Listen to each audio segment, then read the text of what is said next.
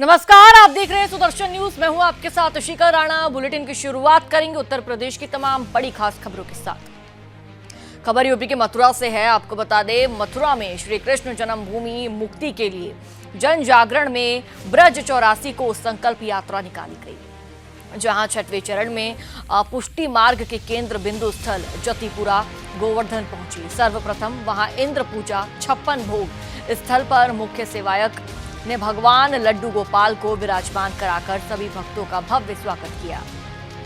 सैकड़ों की संख्या में उपस्थित भक्तों ने दर्शन, आरती एवं कतारबद्ध होकर पूजा अर्चना की। इसके बाद गिरिराज जी मुखरबिंद पर विशाल संकल्प सभा का आयोजन हुआ। संकल्प सभा को संबोधित करते हुए हिंदुवादी कृष्ण भक्त दिनेश शर्मा ने कहा कि जब तक भगवान श्री कृष्ण मूल गर्भगृह में स्थापित नहीं हो जाते, तब तक भारतवर्ष का संपूर्ण सनातनी चुप नहीं बैठेगा। ब्रजवासियों ने भारी संख्या में उपस्थित होकर संकल्प लिया है। आज श्री कृष्ण जन्मभूमि संघर्ष न्यास की तरफ से जो 84 कोस की परिक्रमा शुरू की गई थी, वो परिक्रमा आज गोवर्धन जतिपुरा मुखारबिंद मंदिर पर पहुंची है। गोवर्धन के जितने भी ब्रजवासी हैं, सनातनी भाई बहन हैं, उन सब लोगों ने बहुत ही हर्षोल्लास के साथ पूरी परिक्रमा यात्रा का स्वागत सम्मान किया है। और ये लड़ाई सिर्फ मैं नहीं समझती कि श्री कृष्ण जन्मभूमि संघर्ष न्यास की है। ये लड़ाई सभी सनातनियों की है, सभी हिंदू भाई बहनों की है। तो मैं सबसे निवेदन करना चाहती हूँ कि इस यात्रा में बढ़ चढ़ कर सभी सनातनी भाई हिस्सा लें। आज सभी ब्रजवासी, सभी हिंदूवादी यहाँ पर गोवर्धन गिरिराज जी में जतिपुरा मुखारबिंद पाए हुए हैं और ये ब्रज 84 कोस चल रही है यात्रा। इसमें लड्डू गोपाल जी सभी ब्रजवासियों के घर घर जा रहे हैं। हमारा यही उद्देश्य है कि ये लड्डू गोपाल जी जो जन्म स्थान से बाहर हैं, ये जन्म स्थान में स्थापित होने चाहिए। न्यायालय के सहयोग से सभी ब्रजवासी लगे हुए हैं। बहुत जल्द ही भगवान श्री कृष्ण जन्मभूमि मंदिर में लड्डू गोपाल जी की स्थापना होगी और सभी सनातन हिंदू अपने आप को उस दिन धन्य मानेंगे। अब बात करेंगे अगली खबर की और बात करेंगे कानपुर की। आपको बता दें, यूपी के कानपुर में एक बार फिर धर्मांतरण का मामला सामने आया है। इस बार पीड़िता का आरोप है कि ईसाई समुदाय के एक युवक ने बहला फुसलाकर दुष्कर्म किया है और अब ईसाई समुदाय में धर्मांतरण का दबाव बना रहा है। दरअसल कानपुर पुलिस कमिश्नरेट कार्यालय पहुंचकर पीड़िता ने पनकी पुलिस पर कार्रवाई न करने का आरोप लगाते हुए बताया कि काशीराम कॉलोनी में उसका निवास है। उस बिल्डिंग के तीसरे खंड में एक युवक रहता है, जहां उसने प्रेम जाल से फंसाकर प्रेम जाल में पहले तो फंसाया और उसके बाद लखनऊ वो ले गया। मंदिर में शादी करके कई दिनों तक दुष्कर्म किया और मारपीट कर भगा दिया। जब इसकी शिकायत पनकी थाने से की गई तो पुलिस ने कोई सुनवाई नहीं की। अब वही पीड़िता की मां का आरोप है कि आरोपी को कड़ी से कड़ी सख्त सजा मिलनी चाहिए। मेरे घर में 2 साल से ऊपर रहता था, 9 नंबर ब्लॉक में। हम लोग नीचे रहते थे, ये तीसरे फ्लावर में रहता था। चढ़ना उतरना वहीं से होता था। तो बिटिया से संपर्क हो गया। 2 साल से ऐसा हम लोग को छका लिया इसने, कुछ कहने को नहीं। छकाने के बाद हम ड्यूटी चले गए थे, ये बिटिया को लेके चला गया। मेरे पति की तबीयत खराब थी, 3 महीना से उसमें परेशान थे हम। कुछ इन लोग का कर नहीं पा रहे सर। ये बात मेन ये है कि मेरी बिटिया को ले गया और छोड़ दिया उसको। 1.5 महीने उसको ये कहता था कि मेरे पास घर है, जगह है, मेरे पास 2 मकान है, ये लालच देता था उसको। घर पर वहाँ से वापस जब लखनऊ से आई तो उसके घर गई।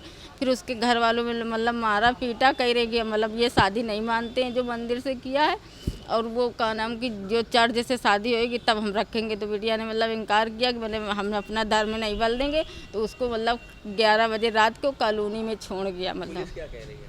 पुलिस यही जाते आते थे तो वो ज़्यादा वो नहीं। जब जाते थे तो एक बार जाते थे जब तो कह देते थे कि जा रहे हैं पता करने उसको। फिर उसके बाद हमें नहीं मालूम। बिटिया लड़के के साथ गई तो आपने कोई ऑब्जेक्शन नहीं किया? पता नहीं करा कहाँ पर है, कैसी है, क्या है? नहीं फ़ोन उनसे जब बात हुई 1-2 बार। हम जब गई बिटिया तब भी हम थाने गए। शादी के लिए कब पता चला शादी हो गई है?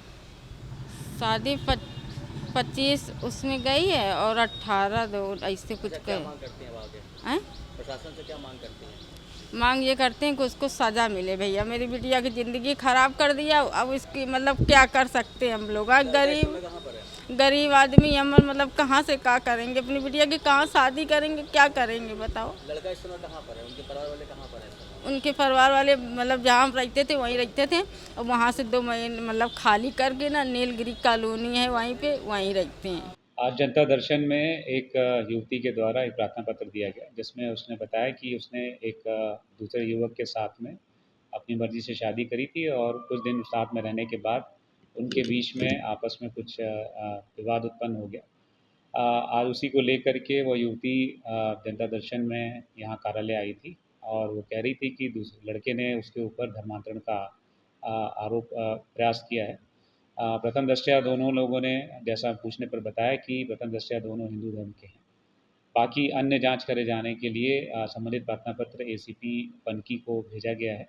एसीपी पनकी और थाना पनकी के द्वारा शीघ्र ही इस पूरे मामले की जानकारी करके आगे की कार्रवाई की जाएगी।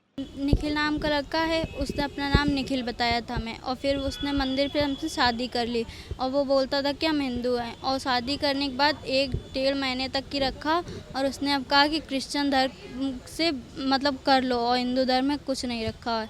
तो हमने मना किया तो हमें मारा पीटा, उसके घर वालों ने मारा पीटा। अगर कह रहे कि अगर तुम ऐसा नहीं करोगे तो हम तुम्हें नहीं रखेंगे, अपने घर से तुम्हें भगा देंगे। तो उसने 11 बजे रात में अपने घर से मार पीट के हमें भगा दिया और 1-1.5 महीने तक की ले जाके लखनऊ में रखा।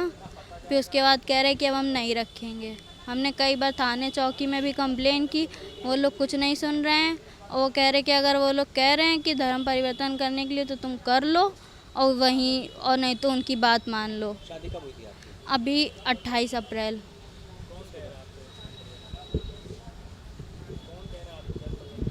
वही लड़का निखिल। निखिल अमेज़ॉन में डिलीवरी करता। निखिल कुमार बताता था, अब निखिल मतलब पता नहीं जो भी लगाता वो। उसके बाद मेरे घर के पास में ही रहता था, ऐसे ही पास में रहता था, पड़ोसी था। उससे मैं पता नहीं चल पाया कि वो क्रिश्चियन है ना। रतनपुर चौकी है और पनकी थाना है। थाने में आप जाती हैं तो क्या? थाने में हम कई बार गए, 10-20 दिनों से वहीं पे ही दौड़ रहे थे। जब उन्होंने हाँ दबाव भी बनाता था, कहता था कि चर्च चलो मेरे साथ, अपना धर्म परिवर्तन कर लो। तो हमने ऐसा बस उससे कड़ी से कड़ी सजा हो। उसने इतने दिन हमें रखा और कह रहा है कि धर्म परिवर्तन कर लो, ऐसा कैसे कर सकते। अब रुक करेंगे अगली खबर की और बात करेंगे संभल की। तो सोमवार को संभल पहुंचे कैबिनेट मंत्री धर्मपाल सिंह ने हाथरस घटना को लेकर बड़ा बयान दिया और कहा कि दोषियों को बख्शा नहीं जाएगा, चाहे वह कोई भी हो। बता दें कि योगी सरकार में कैबिनेट मंत्री धर्मपाल सिंह सोमवार को संभल पहुंचे। उन्होंने हाथरस हादसे पर बड़ा बयान दिया है। उन्होंने कहा कि मुख्यमंत्री ने आयोग गठित कर दिया है, दोषियों के विरुद्ध कड़ी कार्रवाई होगी और दोषी बख्शे नहीं जाएंगे। आगे उन्होंने क्या कुछ कहा, सुनिए। आज जनपद संभल में हमारा आना हुआ है। संभल के प्रभारी हैं। योगी सरकार की 2 प्राथमिकताएं हैं, नंबर 1 विकास और नंबर 2 सुरक्षा। आज इन दोनों की एक समीक्षा बैठक है।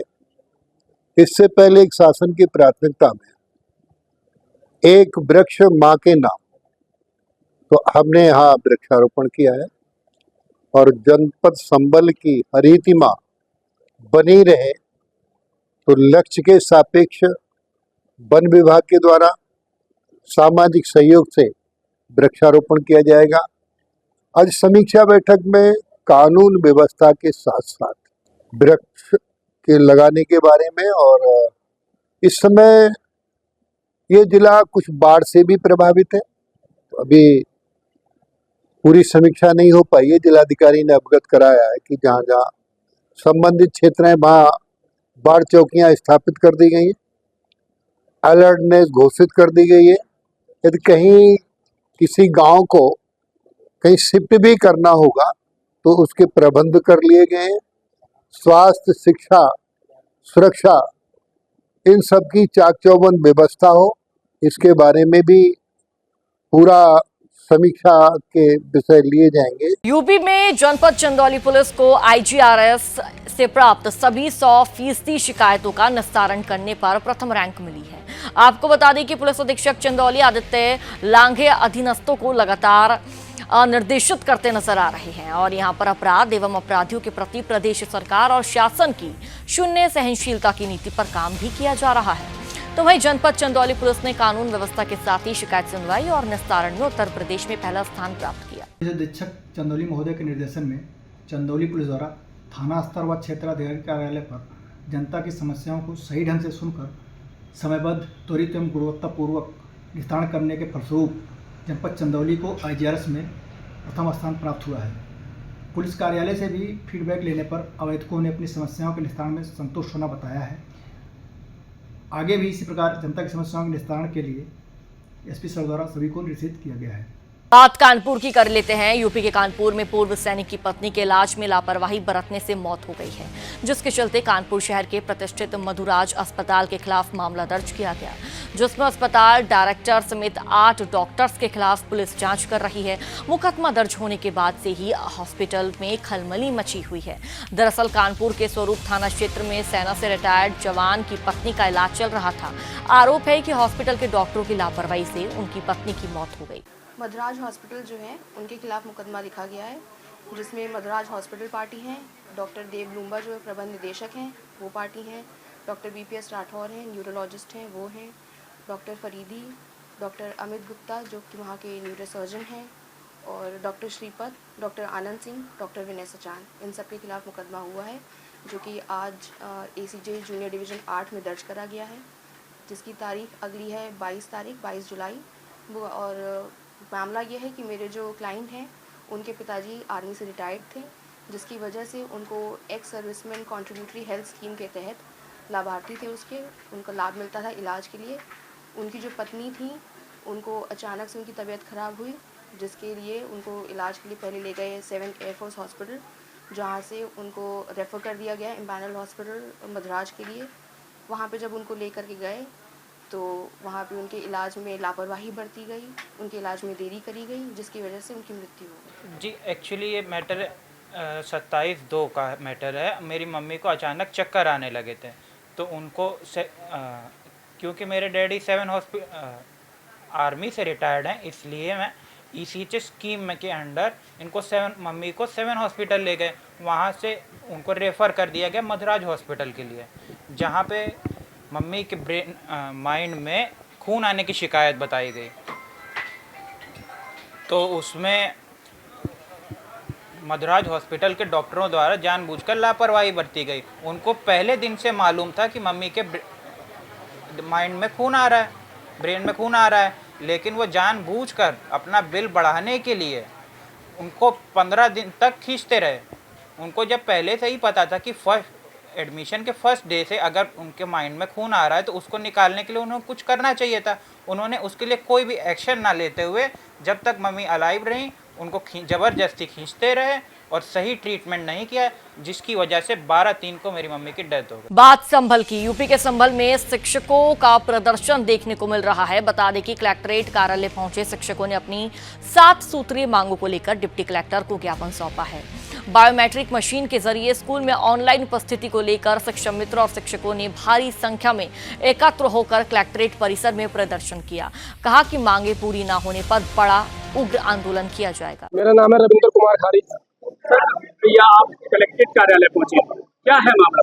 यहाँ पर पूरे जनपद में शिक्षक, शिक्षा मित्र और अनुदेशों की जितने भी हमारे जनपद में बेसिक शिक्षा में कार्यरत है सभी की मांग है कि हम ऑनलाइन हाजिरी तब तक नहीं देंगे तब तक हमारी समस्याओं का समाधान नहीं हो जाता। हम शिक्षा मित्र हैं, पिछले 7 वर्षों से हमारा अल्प मानदेय 10,000 रुपये में हम अपने बच्चों का जीवन यापन कर रहे हैं।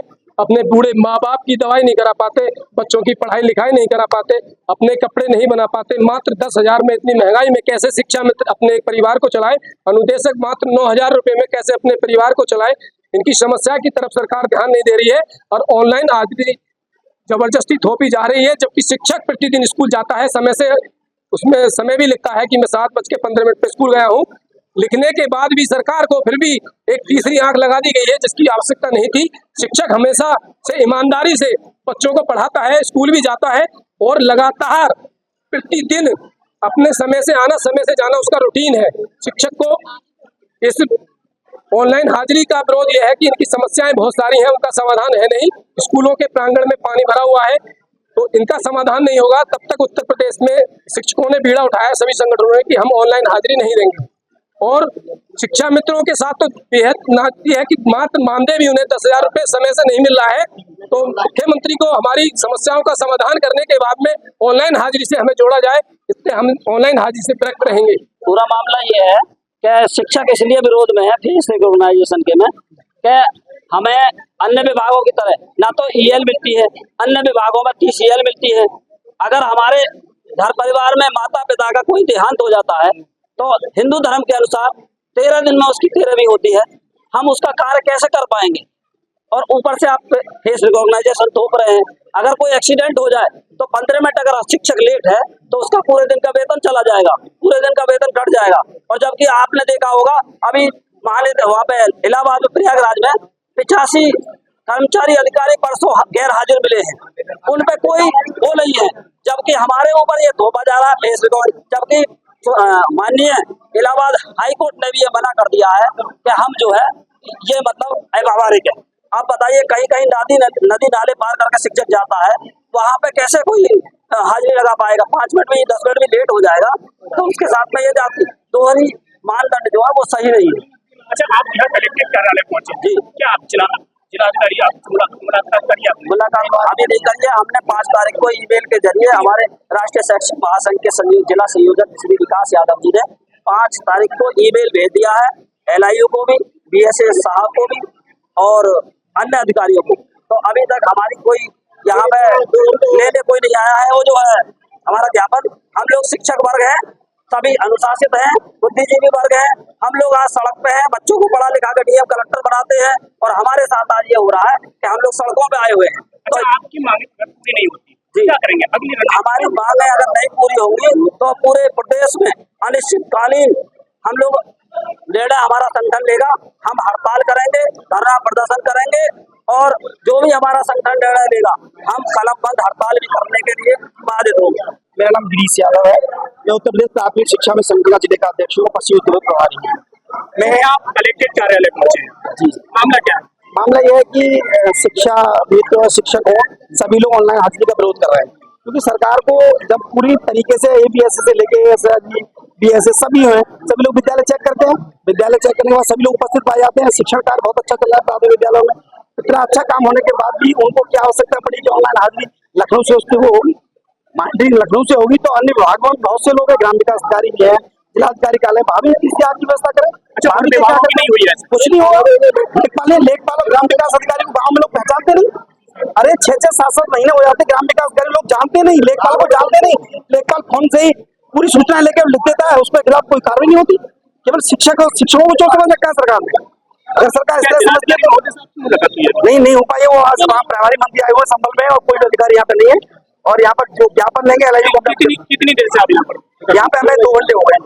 नहीं, हम 3 बजे आ गए थे यहाँ पे। तो क्या आपने संदेशा भेजा है? हाँ बिल्कुल, सूचना दिया LIU के माध्यम से दी हमने। जिलाधिकारी महोदय के जो स्टैंड उनको भी बता दिया गया है। अगर कुछ देर में यहाँ पर मजिस्ट्रेट है यहाँ पर, वो आ जाए तो उनको ज्ञापन दिया जाएगा, मतलब कोई वैकल्पिक व्यवस्था शासन करेगा। रणनीति लगातार प्राथमिक विद्यालयों में जाएंगे, समय से जाएंगे, समय से छुट्टी करेंगे, काली पट्टी बांध के विरोध करेंगे और उसके बाद यहाँ पर रोजाना आंदोलन करेंगे। खबर यूपी की बस्ती से है, जहां पहाड़ों पर हो रही लगातार बारिश से नदियां नाले इस वक्त उफान पर नजर आ रहे हैं। नदियों के जलस्तर में बेतहाशा वृद्धि देखने को मिल रही है। नेपाल से पानी छोड़ने के बाद अब बस्ती प्रशासन पूरी तरह अलर्ट मोड पर आ चुका है। बस्ती जिलाधिकारी रवीश गुप्ता और महादेवा विधानसभा के विधायक दूधराम ने कलवारी रामपुर तटबंध का बाढ़ अधिकारियों के साथ बाढ़ क्षेत्र का निरीक्षण किया और साथ ही बाढ़ क्षेत्र का निरीक्षण के दौरान बाढ़ क्षेत्र में लगे सभी अधिकारियों से पल पल की रिपोर्ट सौंपने के लिए स्पष्ट निर्देश दिए हैं। बाढ़ से निपटने के लिए जैसे पहला काम तो है सैफाबाद से और रामपुर तक ये बंधा रिपेयरिंग कराया जा रहा है। गांव के जो मईपुर गांव है उसको कोशिश की, अधिकारी से बात हुआ कि इसको पहले गांव बचाया जाए, कोई तत्कालिक व्यवस्था से किया जाए, उसको गांव को बचाया जाए। और फिर हम लोग पूरी तरीके से बंधा भी ठीक कर रहे हैं और अधिकारी को अवगत भी कराएंगे। जो भी जनतक व्यवस्था होगा हम लोग जनता के लिए कटिबद्ध हैं, चाहे जितना मेहनत करे पड़ेगा।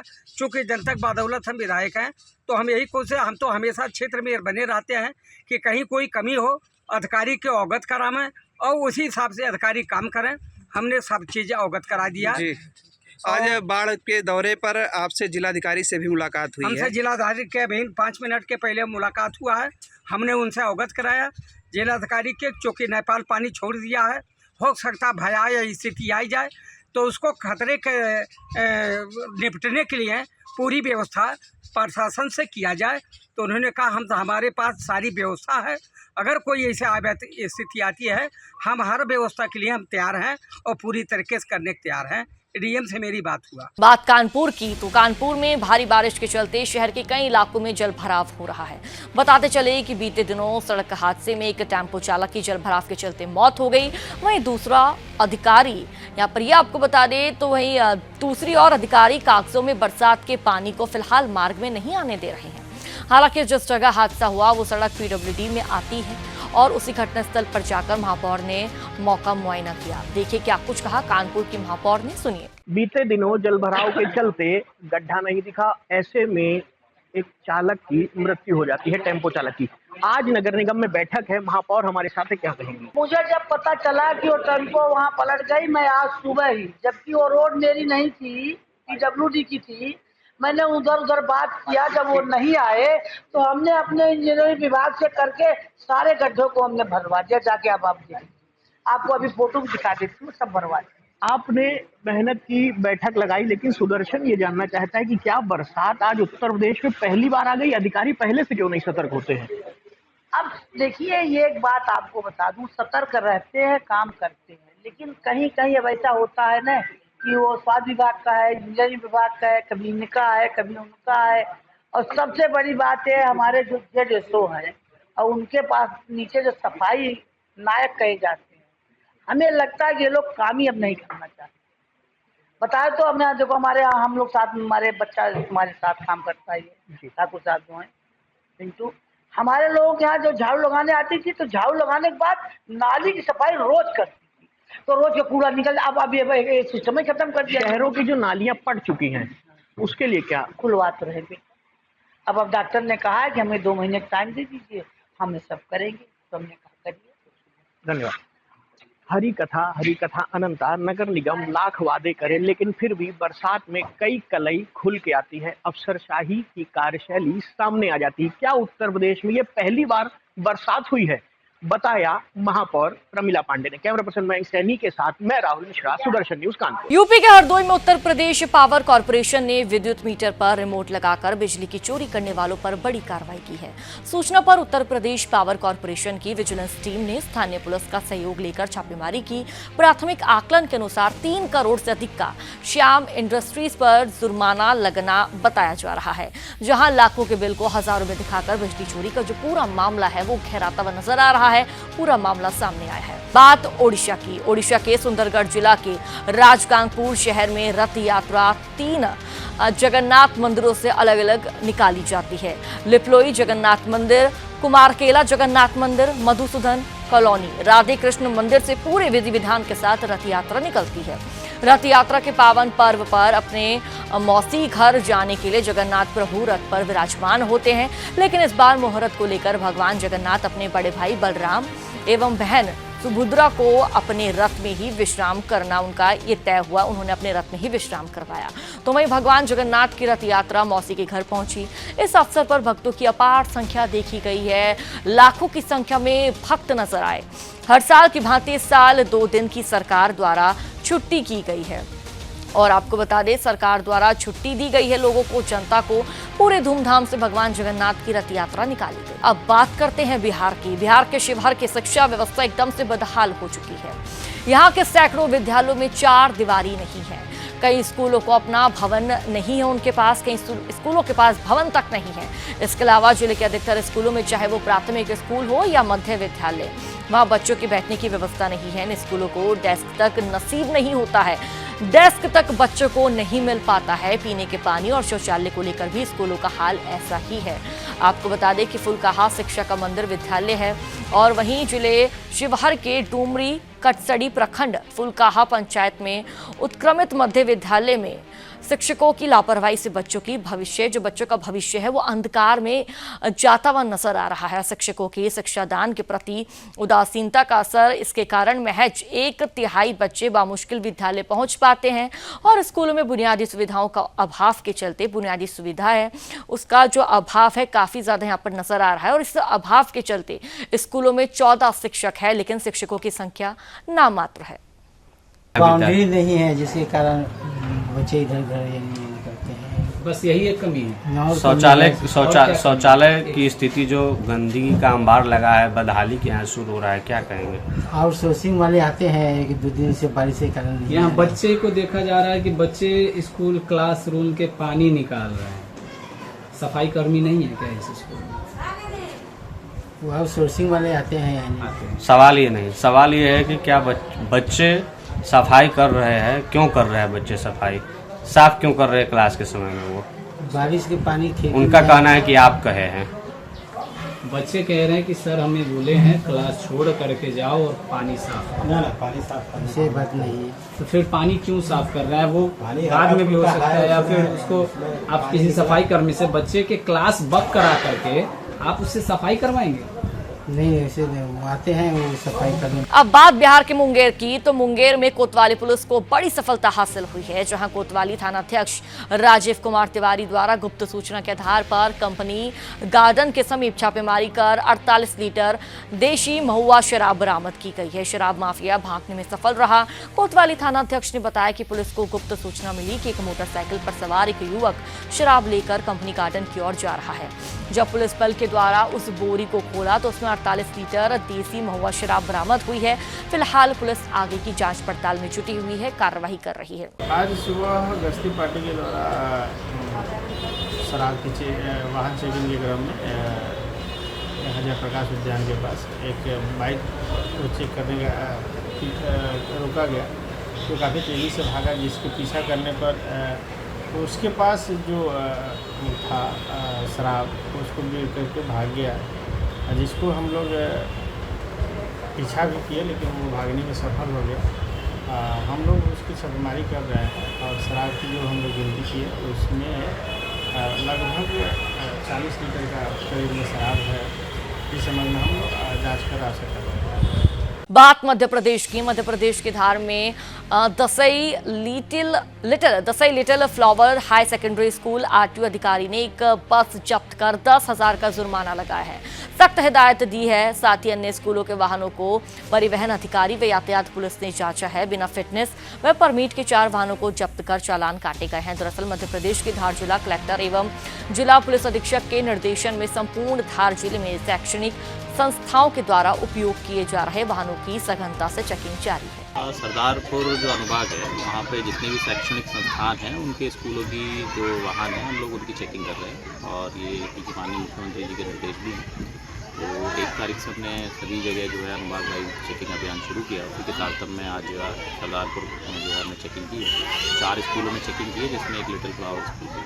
अभी तक जो अभी इस विद्यालय का जो 10,000 से ऊपर का चालान हो गया है और एक बस जो हमने जब्त की है अभी निर्धारित जो मापदंड है वो पूरे ना पाए गए। और चलिए फिलहाल इस बुलेटिन में इतना ही। देश और दुनिया से जुड़ी बड़ी तमाम प्रमुख खबरों को देखने के लिए आप सुदर्शन न्यूज देखते रहिए। जय हिंद।